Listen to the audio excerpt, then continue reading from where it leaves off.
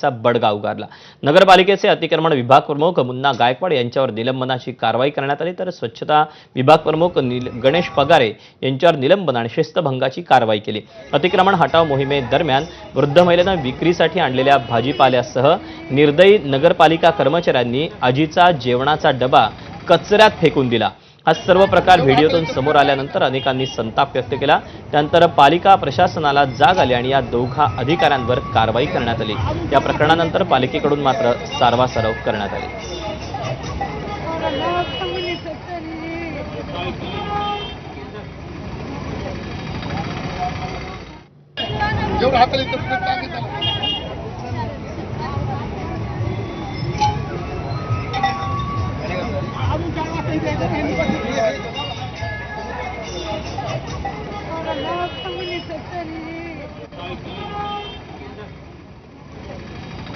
बीडमध्ये शेतकऱ्याचा भाजीपाला कचऱ्यात फेकल्याच्या घटनेवरून आता रयत क्रांती संघटनेचे अध्यक्ष सदाभाऊ खोत यांनी सरकारवर जोरदार हल्लाबोल केला।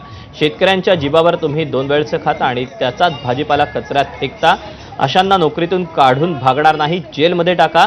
सरकारला शेतकऱ्याला संपवायचं आहे का, असा हल्लाबोल सदाभाऊ खोत यांनी सरकारला विचारला। सदाभाऊ खोत सांगलीच्या ईश्वरपूरमध्ये बोलत होते।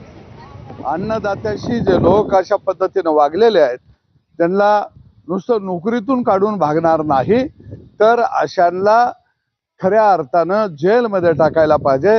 अरे, शेतकऱ्याच्या जीवावरती तुम्ही 2 टाइमचं खाता आणि चालायला बोलायला लागता, याचं कुठेतरी भान असणं गरजेचं आहे। त्याचा शेतीचा जोडधंदा तो सुद्धा आता अडचणीत आलेला आहे। शेतकऱ्याला या देशातनं आपल्याला हकलायचं आहे का, त्याला संपवायचं आहे का?